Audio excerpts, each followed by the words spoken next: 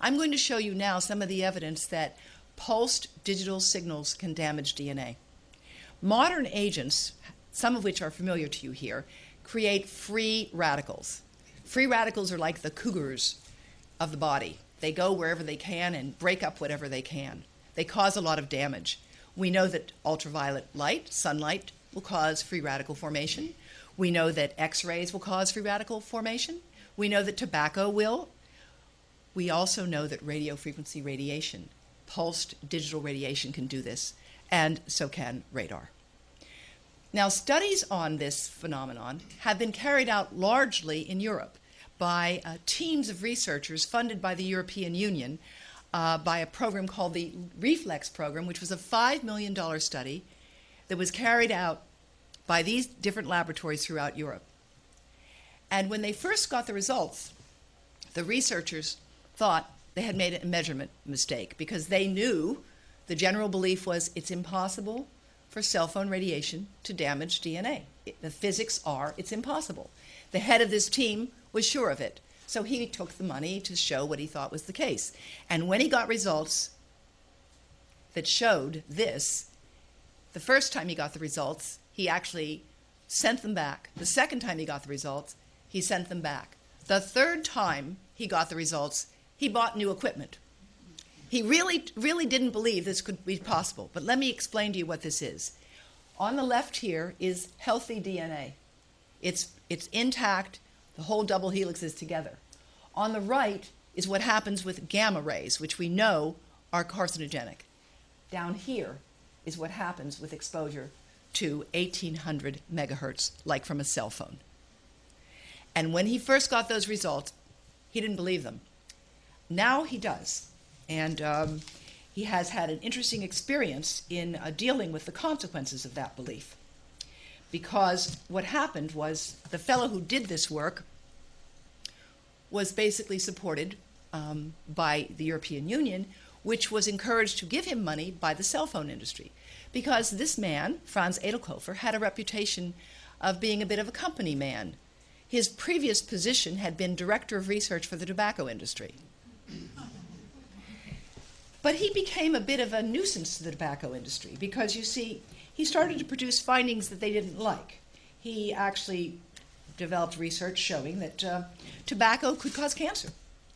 And he didn't know that his work would hit the kinds of snags that the tobacco researchers had, because he believed that science really would rule the day. He really believed it. So I'm going to read you a section from the chapter that some people tell me reads like a Hollywood film. It's called The Doctor Who Danced with the Devil. Edelkofer didn't know that years earlier studies had shown DNA damage from cell phones. When efforts were started to undermine the findings of his project, he recognized them for what they were. Perhaps it was hubris, but he had not ever imagined that he would find himself subject to the same sort of blunt attacks that the tobacco industry had carried out for years against its own critics. He had a strange sort of self-understanding throughout his career. He recognized that the tobacco industry on some level didn't really care about what he was doing. They were buying complexity as a way to stave off regulatory action and responsibility. So long as his own work was in fact truly independent and scientifically grounded, he felt no moral compunction about carrying it out. But the cell phone story was different. Edelkofer had grandchildren and had reached a moment in his career when he was in the position to retire to a very pleasant life. But he could not leave in disgrace because he knew something that others did not. He knew that the work carried out on DNA damage caused by radio frequency radiation was firmly established. He suspected foul play behind the swift and unusually public efforts to charge him with fraud. So I then go on to describe what happened, and I basically have recently found out that the fraud with which he was charged was itself a fraud, and it was perpetuated by a scientist who claimed to be an independent analyst. He failed to mention that for years he'd received millions of funding from the Deutsches Mobilfunkforschungsprogramm, 8.5 million euros to be precise. As you know, that's a lot of money. It can have a lot of influence. Now, other work has been done. This has been done in Greece, at the University of Athens, where one of the world's leading laboratories exists.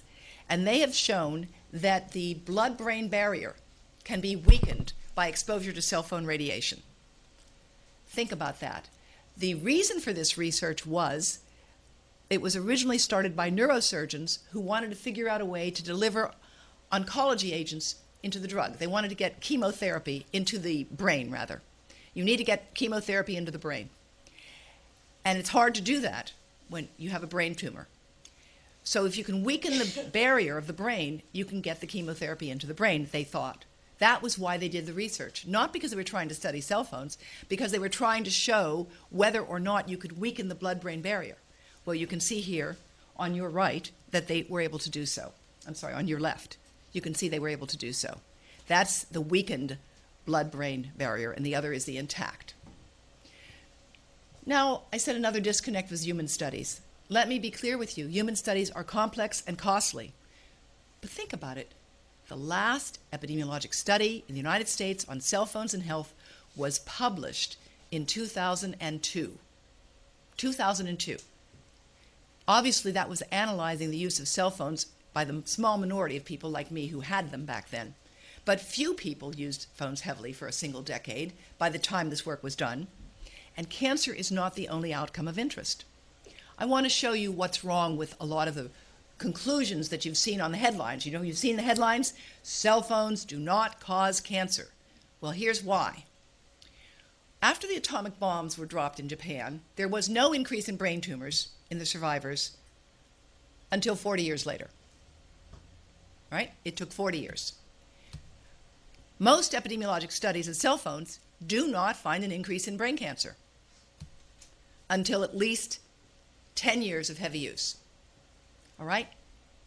All of the studies that have looked at people who've used phones heavily for 10 years do find a risk. Do we really want to wait till we have a major epidemic like we did with tobacco and asbestos? Isn't the whole purpose of public health to prevent harm rather than to prove it's already taken place? Now, the Interphone study, the World Health Organization study I mentioned, found no overall increased brain tumor risk. The average user in that study used a phone for 2 hours a month. 2 hours a month for 7 years or less. How many of you use your phone for 2 hours a day? I think quite a few people. According to statistics, it's actually a large number of young people. They also found risk was increased in the heaviest users, but only after a decade of heavy use. And heavy use was defined as 15 hours a month. The average U.S. use is now 14 hours a month. All right? So obviously, the lack of definitive human evidence should not make us feel that we don't have a problem. We have to ask, have we learned nothing since what happened with tobacco? Human studies are problematic. We need to do them, but we should not make the absence of definitive human evidence a ground for continuing to act as if cell phones were perfectly innocuous. There is a disconnect between what we know from studies of long-term users and what we see in how we use phones today. We act as if they are completely benign, and yet we have growing evidence that they may not be. And technology and use patterns are changing, so we've got to take some precautions. Let me just show you a little bit of the human evidence that we have, and all the references for the book can be found online.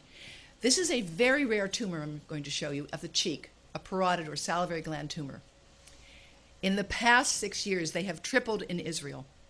1 in 5 is now occurring in someone under the age of 20, and the Israeli Dental Association has issued a warning about cell phones. This is the site. Remember those models I showed you? This is the site of salivary gland tumors. And they are 1 in 5 now under age 20. The Israeli Dental Association is concerned, and so am I. And the Israeli Health Ministry has posted warnings on its website about the safe use of cell phones. Other studies have been done in 7 different countries, all showing a reduction in sperm count, with those men who don't use a cell phone having twice as the sperm count of those who use phones for 4 hours a day, which in the Cleveland Clinic study in 2008, there were quite a few of them. But this is not one study in one clinic. These are many different studies around the world today, but we don't hear about them. There's a disconnect between the way young men are using cell phones and what we know from this research. In fact, these are the precautions that have now appear on the websites of the Federal Communications Commission, the FDA, and the American Cancer Society as of September 2010. If you're concerned about radio frequency radiation, then you can use an earpiece or a headset, avoid continually wearing a wireless earpiece, and we have brochures to give you with other information that are available, and anyone who wants to give them away, you can take as many as we've brought here today, to give particularly to young parents who need to know it's not a good idea to download white noise and put it under your baby's pillow so they'll go to sleep. And it's not a good idea to give your child an iPhone which is hooked to the radio frequency wireless and let them play or read to themselves One Fish, Two Fish. And those things are being done now. We need to let parents know, we need to let the world know that there are safer ways to use cell phones, considering texting rather than talking. And of course, don't text when you're driving. You can do something radical. You can limit the amount of time you talk on the phone, and you can do something even more radical. You can turn your phone off so that you get calls when you want to be called instead of always being in a state of interruption and emergency. Now the backstory, the last disconnect. The disconnect between what the public thinks about this issue and what industry has done to make sure we remain confused. Doubt creation remains its own industry. You've seen the story in tobacco. We know the same story applied with asbestos. Unfortunately, we've seen it with some pharmaceutical products as well. Here's the disconnect that nobody's told you about. In 1972, Alan Frey, an naval researcher, showed that pulsed microwaves affected cellular resonance. Resonance, that's the way we all vibrate. All of our cells are vibrating at very low levels. That's part of being alive. Henry Lai and Vijay Singh demonstrated that cell phone-like radiation damaged brain DNA, possibly by affecting resonance. And industry's response was to wargame it. They said, while this work raises some interesting questions about possible biological effects, it's our understanding that there are too many uncertainties to draw any conclusion. We should be able to say that the Lai and Singh studies were not conducted at cellular frequencies and so are of questionable relevance and run counter to other studies. And this was a memo from Motorola to Burson Marsteller outlining a strategy. The industry didn't just outline a public relations strategy, they also did a couple other things. They went to the journal editor that had accepted the article and asked him to unaccept the paper.